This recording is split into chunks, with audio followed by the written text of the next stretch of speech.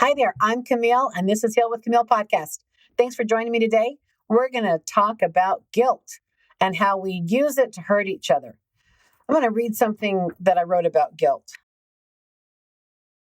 Guilt destroys trust. Guilt attacks a person with the intent to harm them. It is a disciplinary behavior designed to cause pain so that the other person will change their point of view or their behavior. How can you expect your partner to trust someone who is intentionally wounding them? Without trust, a healthy relationship is impossible because trust creates the environment where intimacy can grow. It is the basis for honesty, openness, and vulnerability. You cannot develop emotional intimacy with someone you have to protect yourself from. Why do we use guilt? Using guilt is never an act of love. It's always an act of violence. It may masquerade as brutal honesty, but the true intention of guilt is always to wound, hurt, and break down. Whatever it is we're after, guilt aims to make the other person suffer. So why do we do it? We often resort to using guilt when we feel threatened, unloved, or unworthy. Something in the relationship or in our past makes us feel vulnerable, and we resort to guilt in an attempt to regain control of the situation. Unfortunately, using guilt never gives us what we're really looking for. Instead of building the intimacy we crave, attacking our partner with guilt pulls us apart. In healthy relationships, there's no position for power. Both partners are genuinely interested in the other's well-being, and so there is no reason to feel threatened, no fear of attack.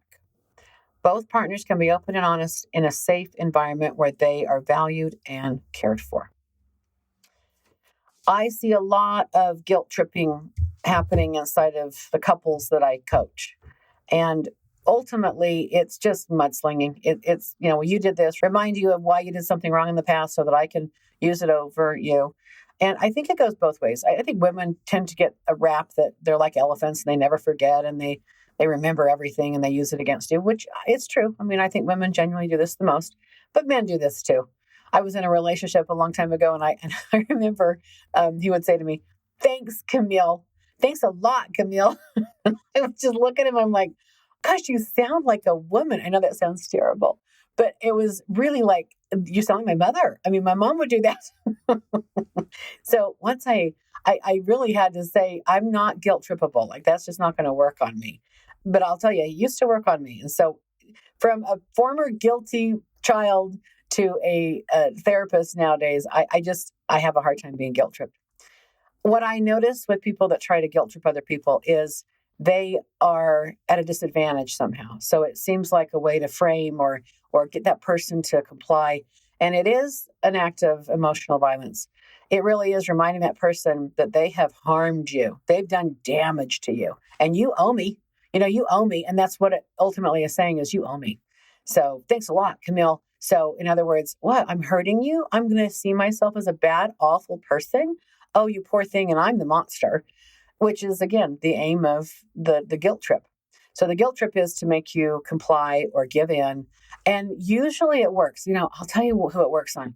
Guilt trips work on people that are good people, flat out. So a lady today, he's cheating. Okay. He's cheating on her. And he gets mad at her for showing up when she shouldn't or whatever. He's lying about cheating, but she knows she's seen the red car there, the girl's car at his house. So she was taking over stoop and flowers because he just had a procedure and sees the girlfriend's car there. So she doesn't tell him. They're having therapy today. And so it kind of comes out and he's mad that she snooped on him and kind of ambushed him in session. She didn't know how to bring it up before, but she's the one that's hurting because she's the one contributing and giving. And he gets mad at her. And I said, "What are you mad at her for?" And then he guilt trips her for being snoopy or what are you doing? You're going behind my back. No. Who's going behind whose back? So it's interesting when people guilt trip, they're usually talking about themselves. And everything he said to her today about what she had done to him was exactly what he had done to her. You betrayed my confidence. You betrayed my trust. You don't trust me. You don't believe in me. Well, maybe because that's what's going on. And here she is. She's this good person. She's a sweetheart. She does love him. And she's trying to take the high road. She doesn't want to guilt trip him. She doesn't want to make him feel bad about himself. That's why she didn't bring it up. And she was thinking, I'm never going to bring this up. I'm like, no, you bring it up. We're in therapy for this reason.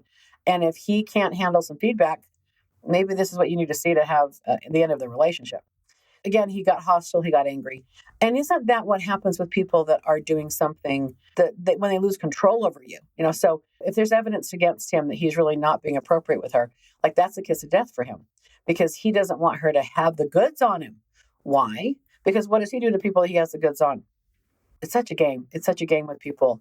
So she's trying not to guilt trip him. She's just trying to say, look, if this is what you want, if you want the girlfriend, you should go with the girlfriend. He doesn't want to lose her.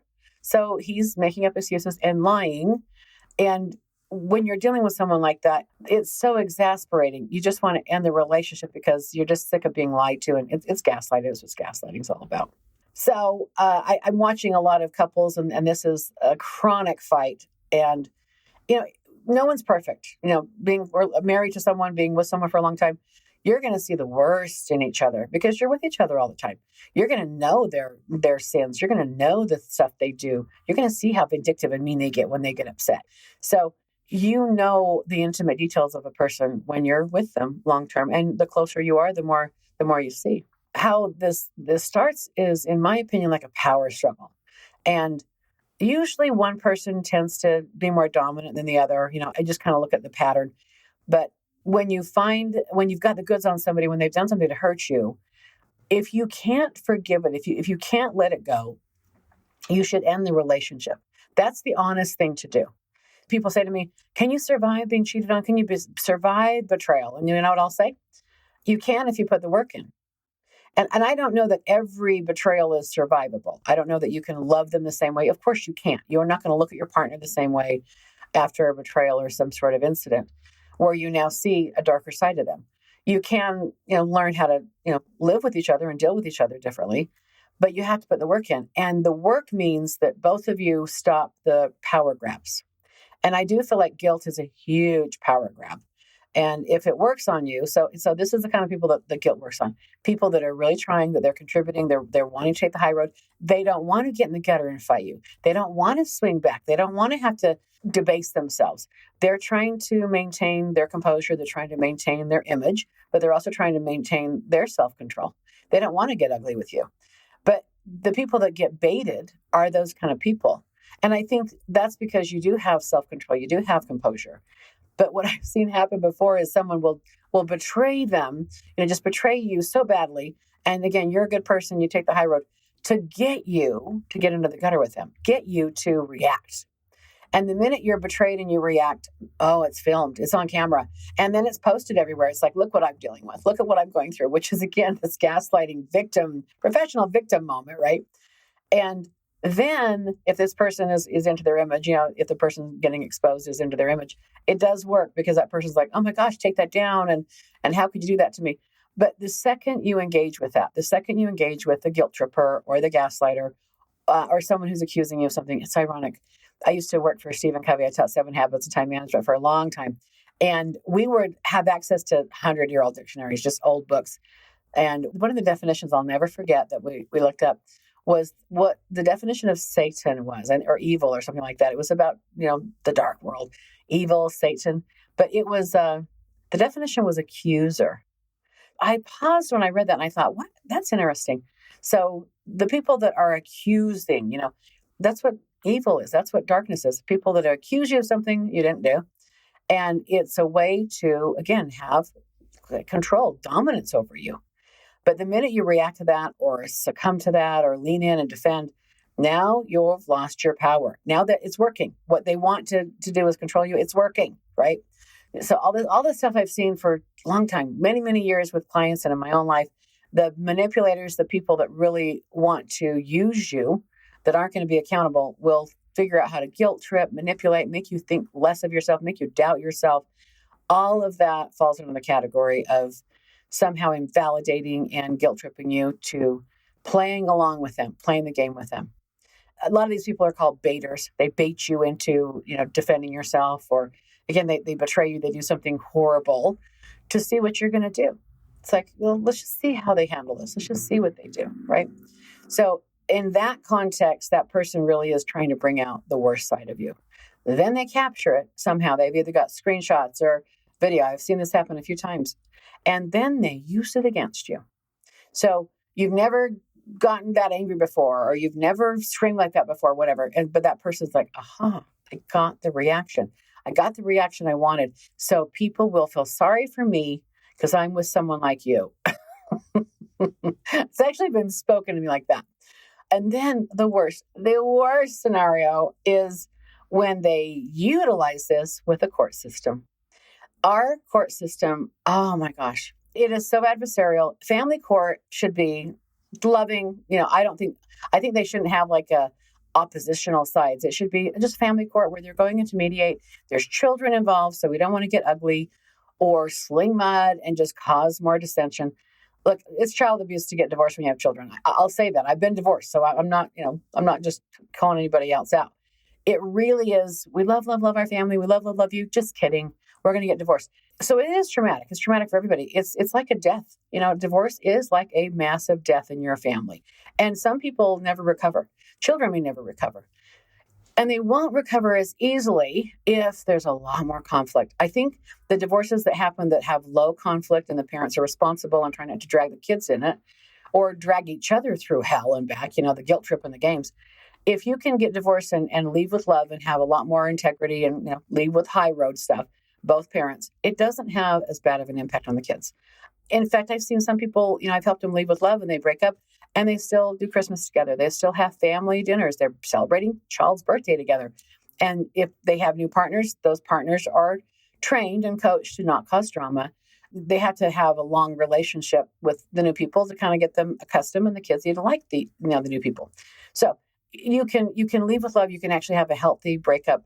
And as long as the kids aren't enduring constant conflict like it was when the marriage probably, then the kids are going to be okay. But the conflict and the constant back and forth, there's never a space of peace. That's what causes destruction. I'll tell you, a lot of people will come in and they've had a horrible childhood. They have something that happened a long time ago. It could have been like a breaking, like someone had a horrible birth. They almost died at birth or something. But they've lived a long time, or their parents got divorced and it was traumatic. And they've lived a long time surviving, making money, excelling in their world, married with children. And then when there's kind of a gap in their life, like, they just retired, they're 60 and life's good and our kids are off to college. And I feel like, now I'm all of a sudden falling apart. I'm just having these emotional reactions. I'm triggered. I'm angry. What is happening? I finally got peace. I feel like I can say life done well, check. And then all of a sudden I'm dealing with this inner emotional crap I never wanted to deal with. Well, there you go. You're off the treadmill. You finally got your life in a space of maybe some luxury or relaxation or more time to yourself. And what have you not dealt with? What have you avoided for a long time? That pain, that trauma, whatever was going on in your past.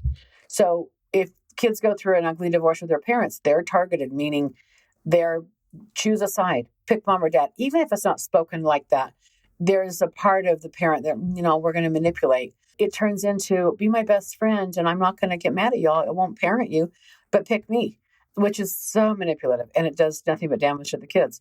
What I find is people always have to deal with their trauma. It will come out in uglier ways later on, or when they're finally they think a peaceful life, here it is to be dealt with. And so they're back feeling like they're 10 years old when their parents broke up and daddy's driving away and mommy's vindicated and daddy's sobbing and it's just traumatic, So all of this stuff, look, it doesn't ever go away. You have to deal with it.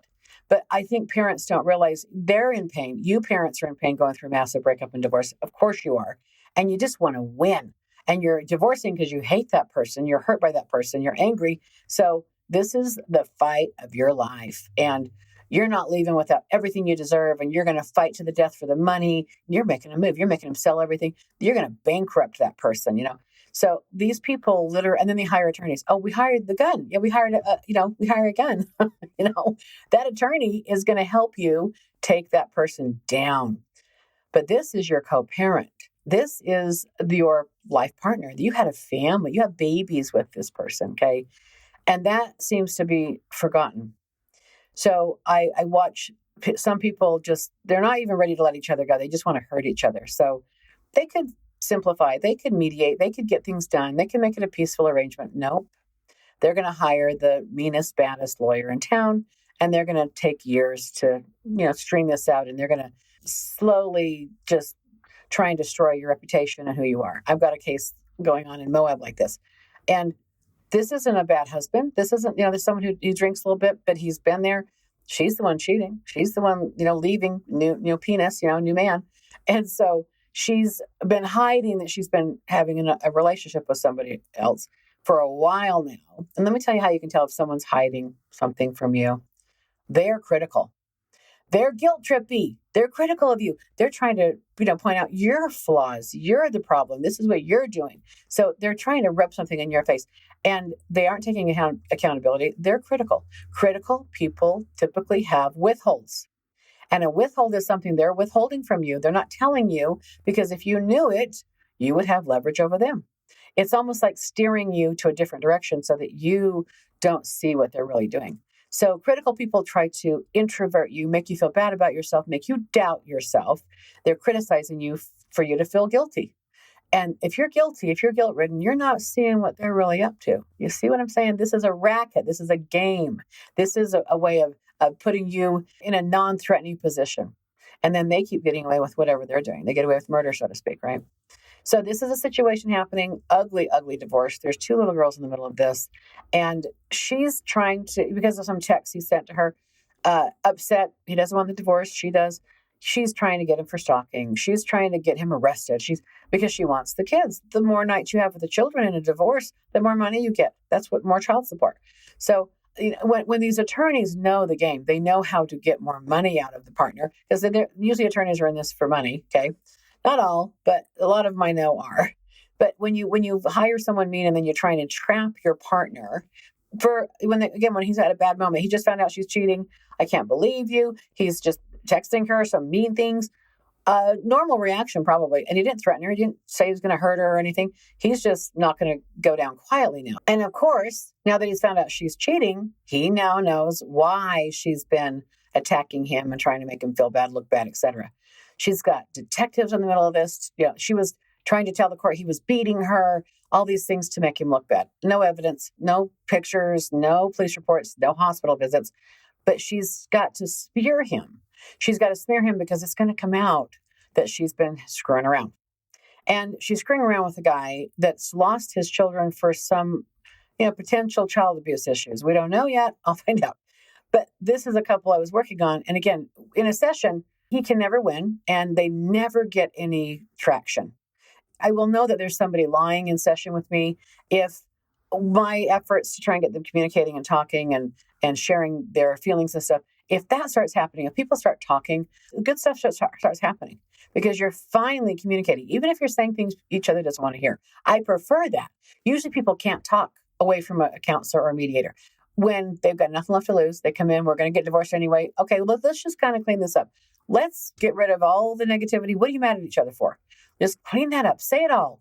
You're divorcing anyway. And I'll tell you the magic that happens when that happens. When you've got 2 honest people and there isn't a third party that they're having an affair. If there's no affair, or somebody meddling, like, girlfriend or whatever, like their mother or something, trying to break people up. If there's a clean space where both people just are in bad communication and they're just confused by each other or mad at each other, if you can clean up that tension, that upset, if you get them not upset with each other and they just tell the truth, even if it hurts their feelings, that's when real intimacy you see starts happening. That's when the intimacy can come back. And I can't tell you how many times I've sat with couples and the truth just starts coming out. I've been mad at you for this long, and this happened 5 years ago, but I don't care. I'm grudging on you. And I spent money behind your back. That's how I got even. Or I flirted with, or I texted my ex, something like that you shouldn't have done. And that partner would not like that you did. So if you can confess that stuff, I'll tell you something. When you open up those lines of communication again, now the feelings come back. The feelings are, if they're still there, they're still there. I've had a lot of couples end mediation and therapy and stay together. That we converted it from mediating to the work is going to happen and we're going to stay together. Okay, I love that. That's my favorite. But that isn't always the story. So back to the Moab couple, where again, now he knows that she's cheated. So she's pulling out all the stops. She's trying to get him in trouble. She's trying to tell sheriffs and all her friends. She works for the police station, by the way. So she's got access to people that know these things. Okay. So she's starting to stir the pot, and their families both have law enforcement going on. So she's lying, trying to say that this guy's a bad, sick, and wrong guy. There's looking at a potential restraining order on him for the text messages he sent. And again, they're not threatening, but he shouldn't have said it. He was mean when he said whatever he said, all to get leverage over him because she wants the more money and she wants to keep the house and she wants everything in it. So, and then the courts get in the middle of it, like I'm telling on you. I'm going to have the judge, get you in trouble. This is awful. I mean, awful for the kids. It's just awful for the kids. And I can look back at this and kind of see the obvious, the gaslighting, the guilt tripping. Look, anyone guilt tripping like this, he could never win. Whatever he was doing, I'll do this, I'll do that. He couldn't win no matter what. If you're in a relationship where you just can't win, no matter what you say, whatever you're doing, that person doesn't want you to win. You're not meant to win because they would have to tell you what they're doing behind your back.